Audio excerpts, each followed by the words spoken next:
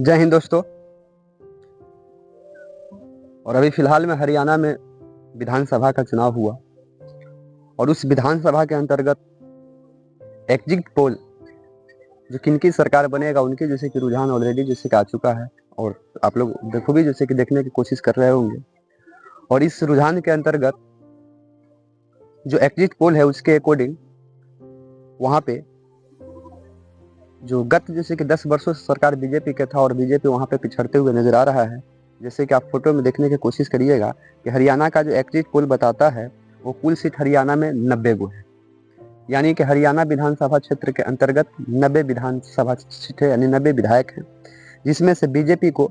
20 से 28 ये आज तक के सर्वे रिपोर्ट के अनुसार बता रहे हैं कि 20 से 28 आने की संभावना है, जो वहाँ पे 10 बरस से सरकार में थी। पिछले 10 बरस से मनोहर लाल खट्टर को सीएम पद से हटाकर और नया सीएम जैसे कि सैनी साहब को बनाया गया। जात का जैसे कि प्रलोभन देखते हुए इसके बावजूद भी बीजेपी वहाँ पिछड़ते हुए नजर आ रहा है। और कांग्रेस जो 10 बरस से सरकार में नहीं थी, वो कांग्रेस वहाँ पे 50 से 58 के बीच में सीट ले रहा है, यानी कि लगभग जादुई आंकड़ा यानी कि 90 सीट है तो उसका 50% से एक ज़्यादा यानी कि 45 एक 46 सीट जिसकी आ जाएगी उसकी सरकार बन जाएगा। तो उसमें जादुई आंकड़ा को पार करने में कांग्रेस एग्जिट पोल के अकॉर्डिंग अभी आगे चल रहा है, क्योंकि 50 से 58 सीट जो आ रहा है। और जेजेपी एक पार्टी है, वहाँ पर उनका सीट जैसे कि 2 ही आ रहा है और अन्य के अकाउंट में 10 से 14 जाने का संभावना है। कुल मिला के कहा जाए दोस्तों तो एग्जिट पोल के तो भरोसा नहीं किया जाए, लेकिन जो वहाँ के मोमेंट है, पब्लिसिटी है, उसके अकॉर्डिंग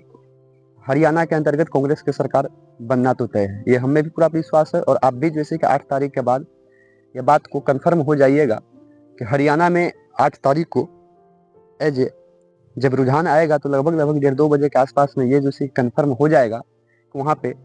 सीएम कौन बन रहे हैं। दरअसल समस्या क्या है दोस्तों? समस्या यह है कि बीजेपी तो हर हाल में जिसका एग्जिट पोल के अनुसार बीजेपी की तो सरकार बनने वाला है नहीं, क्योंकि अगर यदि वो गठबंधन भी करता है तो बीजेपी का जैसे कि सरकार बनते नहीं दिख रहा है। समस्या कांग्रेस के भी साथ है, क्योंकि कांग्रेस का अगर यदि सरकार बनती है, सत्ता में जैसे कि जीतकर वापस आती है, तो उनके साथ समस्या जो है, क्योंकि हरियाणा के सीएम भूपेंद्र हुड्डा और उनका बेटा जैसे कि दीपक हुड्डा, ऐसा आकाश लगाया जा रहा है कि कांग्रेस की जब सरकार हरियाणा में वापस आती है तो पूर्व सीएम यानी कि भूपेंद्र हुड्डा को फिर से सीएम बनाने की कोशिश किया जाए। और हरियाणा में जैसे कि ये एग्जिट पोल के अकॉर्डिंग जैसे कि सीएम फेस का चेहरा देखा गया तो 31% लोग भूपेंद्र हुड्डा को मुख्यमंत्री का चेहरा जैसे कि नियुक्त करते हैं और उन्हीं का बेटा जो है जैसे कि दीपेंद्र हुड्डा जो है उनको जैसे कि 9% लोग सीएम के उम्मीदवार में पसंद करना चाहते हैं। हम कांग्रेस की बात कर रहे हैं। और एक और कांग्रेस का सीएम पद के दावेदार है कुमारी शैलजा। नो डाउट शैलजा और भूपेंद्र हुड्डा के बीच में चुनाव में भी हम लोग को देखने का मौका मिला कि अनबन चल रहा था, लेकिन किसी हालात से राहुल गांधी जी दोनों को एक साथ मिलाकर, और देखे होंगे आप लोग बड़े बड़े मंच पर के दोनों को जैसे हाथ में मिलवाने की कोशिश किए, तो कुमारी शैलजा और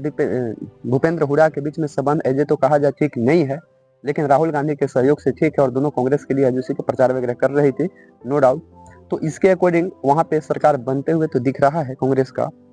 लेकिन ये देखने की जैसे कि दिलचस्प बात होगा कि अगर यदि 10 वर्ष के इंतजार के बाद अगर यदि सरकार में कांग्रेस वापस लौटती है तो एक सीएम को लेकर अटकलन रहेगा और शायद ये देखने के बाद होगा कि सीएम पद का चेहरा जैसे कि सीएम फेस कौन बनता है। ऐसे भूपेंद्र हुड्डा